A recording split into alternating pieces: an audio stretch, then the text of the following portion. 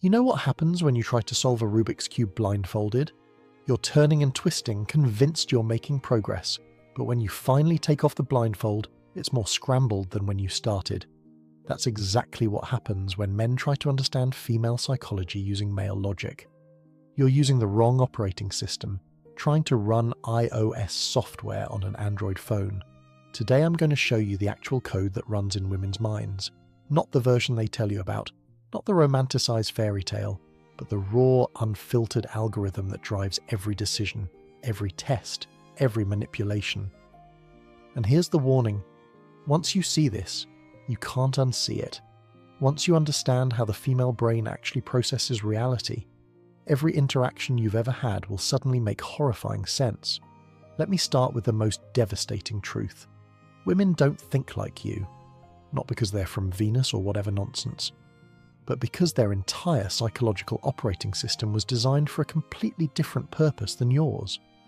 While men evolved to solve problems, hunt, build, protect, women evolved to extract resources, ensure survival through manipulation, and control without physical strength.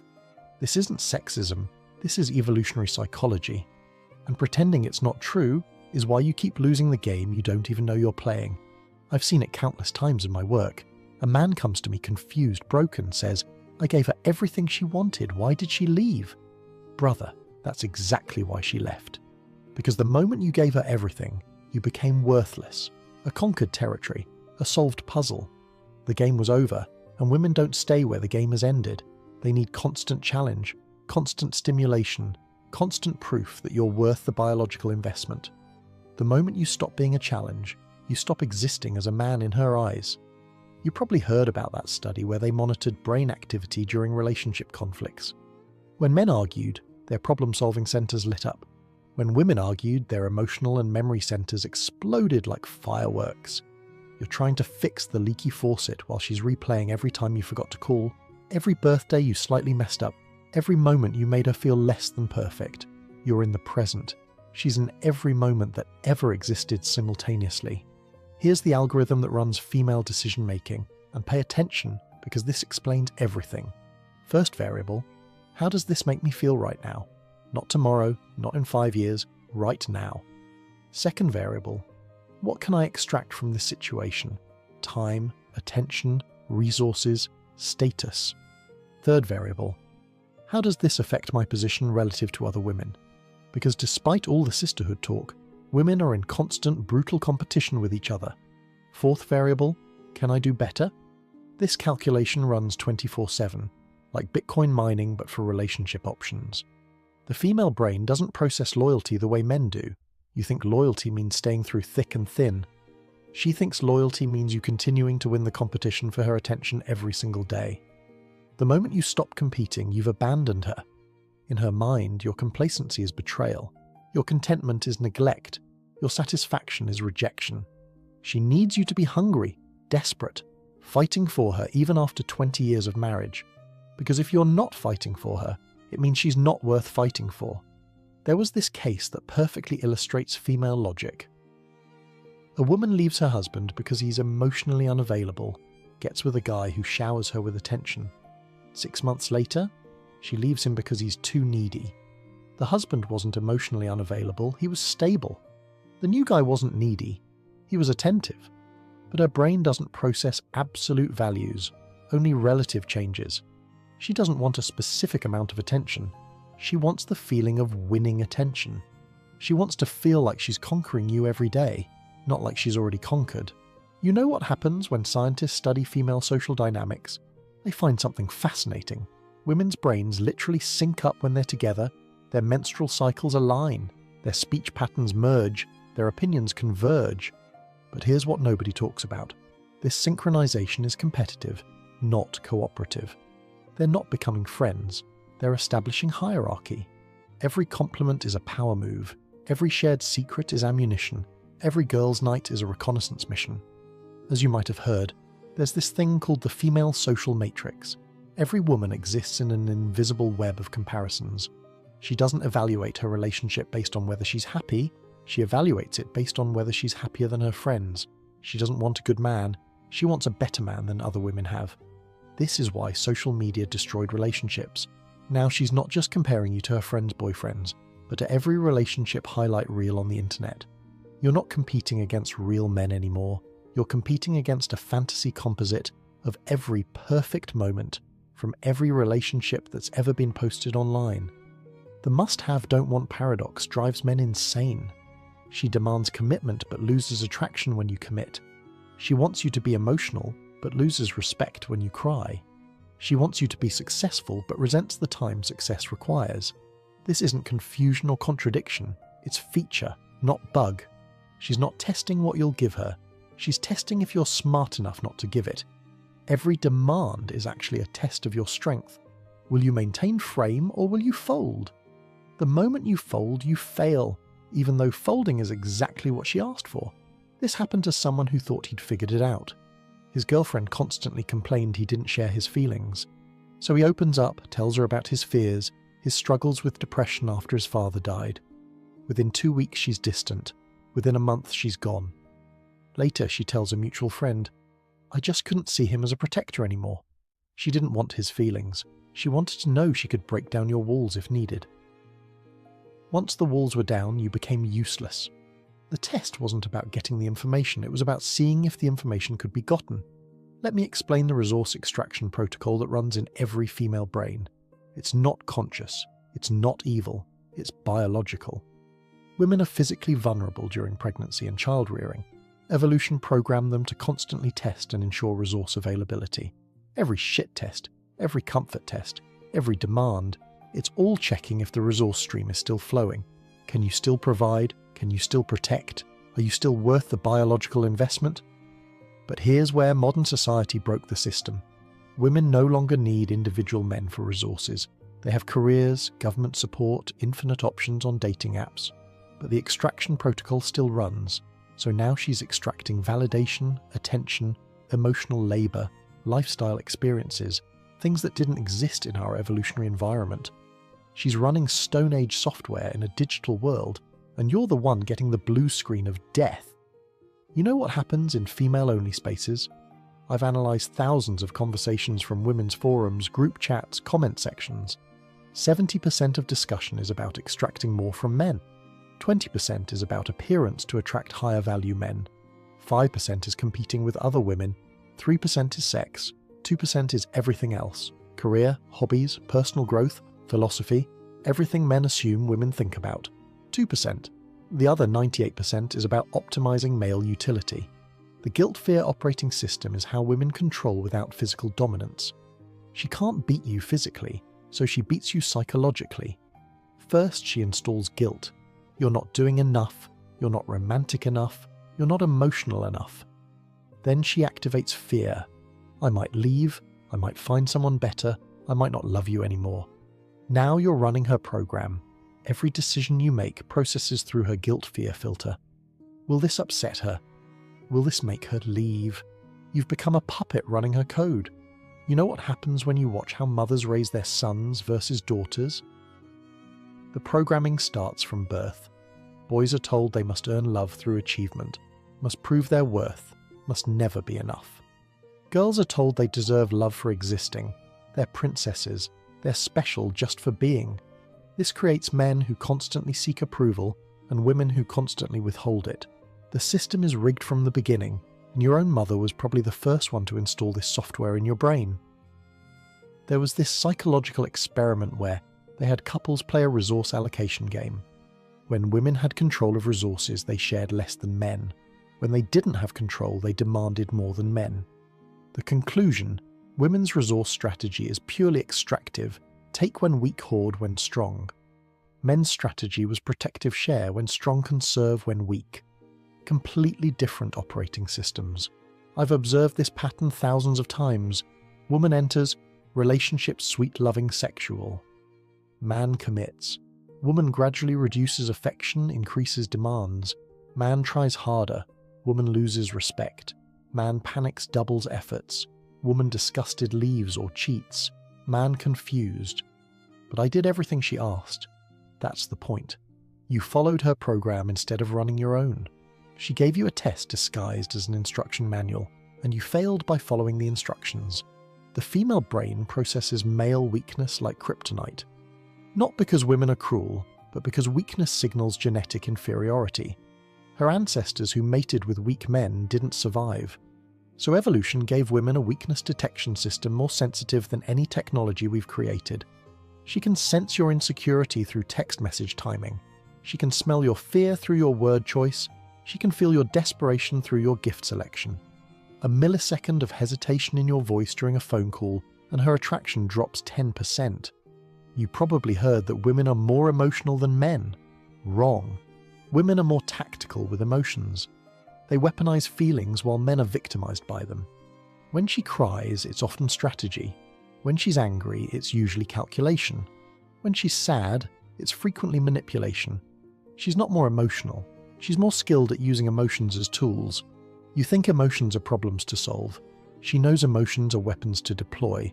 Here's something that will break your brain. Women don't actually want equality. They want selective equality. Equal pay? Yes. Equal accountability? Number. Equal opportunities? Yes. Equal responsibilities? Number. They want equality where it benefits them and special treatment where equality would cost them. This isn't hypocrisy, it's optimization. Their brain is constantly calculating maximum benefit with minimum cost. When she says she wants equality, she means she wants your advantages added to her advantages, not actual equality. You know what happens when you observe professional dynamics? Women in beauty professions, hairstylists, nail technicians, estheticians, they see wealthy women all day. They hear about trips, gifts, lifestyles they don't have, and they go home to you, comparing. Why can't you provide that? Why am I stuck here serving these women instead of being them? The resentment builds not from what you're not doing, but from what she sees others getting. Her reference point isn't reality. It's the highlight reel of every client who sat in her chair.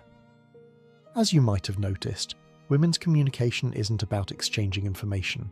It's about establishing dominance, extracting validation, and gathering intelligence. When she tells her friends about your relationship problems, she's not seeking advice. She's establishing that she's the victim, you're the villain, and she deserves better. The friend's job is to validate this narrative, not provide actual solutions. It's a ritual, not a consultation. The comparison engine never stops running. Every woman you interact with, your girlfriend is calculating. Is she prettier, younger, thinner? Would you choose her? Every man she interacts with, she's calculating. Is he taller, richer, more confident? Could I get him? This isn't conscious cheating. It's involuntary optimization. Her brain literally cannot stop comparing and calculating alternatives. It's like having a stock trading algorithm running 24/7, constantly looking for better investments. There's this thing called female dialectical thinking. Women can hold completely contradictory beliefs simultaneously without experiencing cognitive dissonance. She can believe you're the love of her life and that she deserves better. She can believe marriage is sacred and that divorce is always an option. She can believe in loyalty while keeping backup options. This isn't lying, it's a different processing system. Truth isn't binary for women, it's contextual. What's true in this moment might not be true in the next, and both truths are equally valid in her mind. You know what happens when researchers study female friendship? They find it's primarily transactional. Women maintain friendships based on resource exchange, emotional support, social validation, network access. When the transaction becomes imbalanced, the friendship ends. Men maintain friendships based on shared experiences and mutual respect. Completely different operating systems, which is why women can't understand male friendship and men can't understand female drama. The hypergamy protocol is hard-coded into female DNA. She's biologically programmed to seek the highest value male available. But here's the cruel joke. Available is constantly recalculating. Every new man she meets, every success story she hears, every relationship she sees on social media adjusts her baseline. You're not competing against other men. You're competing against an ever-inflating standard that exists only in her imagination. The bar doesn't just rise, it exponentially increases based on perceived possibilities. This happened to someone recently.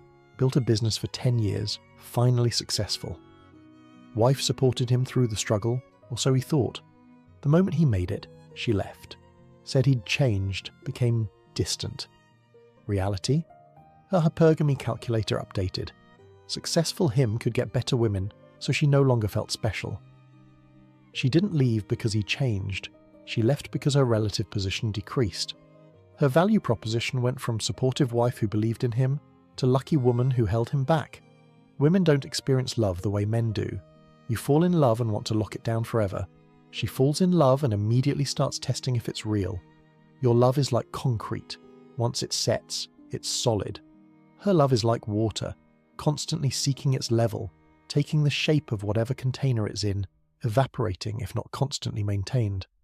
This is why women can fall out of love overnight while men take years to let go.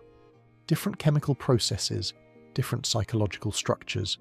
The female brain categorizes men into 3 boxes: alpha, genes; beta, resources; and invisible, neither. You can move between categories, but each move is harder than the last. Start as beta, she'll never fully see you as alpha. Start as alpha and show beta traits, you'll never recover that alpha status. Start as invisible, you basically don't exist in her reality. These aren't conscious categories, they're biological filing systems. And here's the kicker, she needs both alpha and beta traits, but from different men, which is why she'll have a husband for resources and fantasize about the pool boy for genes. You know what's the most powerful revelation? Women aren't actually relationship builders, they're relationship extractors. All the talk about women being nurturers, keepers of the home, relationship experts, it's backwards. Women are relationship entropy. They consume relationship energy rather than create it. Men build the structure, maintain the structure, and women test how much they can extract before the structure collapses. When it does collapse, they move to the next structure and repeat the process. There was this experiment on an island. They separated men and women to see how they'd survive. The men immediately organized, divided labor, built shelter, established systems. Within days, they had a functioning micro-society. The women? They consumed all their supplies immediately, fought constantly, created nothing. When they added men to the women's group, the women immediately stopped working and expected the men to provide everything. When they added women to the men's group, the women started creating drama and breaking down the systems the men had built. This isn't culture, this is nature. You know what happens when you trace back every major societal collapse in history? You find the same pattern. Women gain influence, standards drop, accountability disappears, resources get redistributed from producers to consumers, birth rates collapse, society weakens, external forces conquer. Rome, Greece, Babylon, same pattern every time. Because when you optimize for female psychology, feelings over facts, comfort over challenge, security over freedom, you create weakness. And weakness gets conquered by strength. The modern dating market is just female psychology unleashed without restraint. No social shame, no consequences, no accountability. And what happened? Exactly what you'd predict if you understood female nature. 20% of men get 80% of female attention. Women would rather share a high-value man than commit to an average one. The average man becomes invisible while women complain, "Where have all the good men gone?" They're right there. You just can't see them because hypergamy has recalibrated your vision to only recognize the top tier. As you might have heard, women initiate 70% of divorces, but that statistic hides the real truth. Women end 100% of relationships. They just get men to do it half the time. How? By making life so miserable, withholding so much, creating so much drama that the man finally breaks and leaves. Then she gets to be the victim. "He left me." No, you drove him out, there's a difference. You know what's fascinating about female memory? It's completely revisionist. Every relationship she's ever had gets rewritten after it ends. The ex who she loved becomes an abuser. The husband she couldn't live without becomes a narcissist. The boyfriend she begged not to leave becomes a stalker. This isn't conscious lying. Her brain literally rewrites history to protect her ego. She was never wrong, never made bad choices, never the problem. It was always the man's fault. The validation economy runs 24/7 in the female brain. Every interaction is measured in validation units. Did he text back quickly enough? +2 units. Did he like her photo? +1 unit. Did he mention another woman? -5 units. She's constantly calculating her validation balance, and when it drops below her threshold, she creates drama to force a deposit. The drama isn't the problem, it's the solution to low validation reserves. As you probably noticed, women don't actually want solutions to their problems. When she complains, she's not seeking fixes, she's seeking validation that her feelings are justified. You offer solutions because your brain processes problems as things to solve. She rejects solutions because solving the problem would end the validation stream. The problem isn't the problem is the solution to getting attention. You know what happens when you truly grasp this? You understand that women see men as utilities, not partners. You're not a person to her, you're a Swiss Army knife of resources, emotional support tool, financial provision tool, social status tool, genetic material tool, validation tool. She doesn't love you, she loves what you provide. And the moment a better tool becomes available, or the moment you stop functioning optimally, you're replaced. Not because she's evil, but because that's how her operating system works. The female brain has no concept of honor, loyalty, or abstract principles. These are male concepts that we project onto women. She doesn't stay because it's the right thing to do. She stays because leaving hasn't become the better option yet. She doesn't tell the truth because honesty matters. She tells whatever version of truth serves her interests in that moment. She doesn't love you for who you are. She loves you for how you make her feel about herself. You know what happens when you study female-dominated societies? They don't exist, not because of patriarchal oppression, but because matriarchal societies self-destruct. When women control resources and power, birth rates collapse, productivity plummets, and the society either dies or gets conquered. Every matriarchal experiment in history has failed within generations, because female psychology is optimized for individual extraction, not collective building. The cruelest truth. Women despise men who understand this. The moment you reveal that you see through the operating system, you become the enemy. Because the entire system depends on male ignorance. If men understood how female psychology actually works, the whole extraction protocol collapses. That's why women police each other so hard to maintain the illusion. One woman breaking ranks threatens the entire system. This is why women who tell men the truth about women are attacked more viciously by other women than by anyone else. But here's the thing. You can't unknow what you now know. You can't go back to believing in the fairy tale. You can't pretend that female love is like male love, that loyalty means the same thing, that her words match her programming. Once you see the code, every interaction becomes transparent. Every test becomes obvious. Every manipulation becomes visible. The choice is simple. Either accept the operating system and learn to work within it, or reject it and walk away. But you can't change it. Billions of years of evolution won't be overwritten by your love, your commitment, or your sacrifice. She runs her code. You run yours. The only question is whether those programs are compatible. Remember, her brain isn't broken. It's working exactly as designed. The problem is you've been told it was designed for love, partnership, and loyalty. It wasn't. It was designed for survival, extraction, and optimization. And in the modern world, where survival is guaranteed and resources are infinite, that programming has become a monster that consumes everything in its path. The red button is in front of you.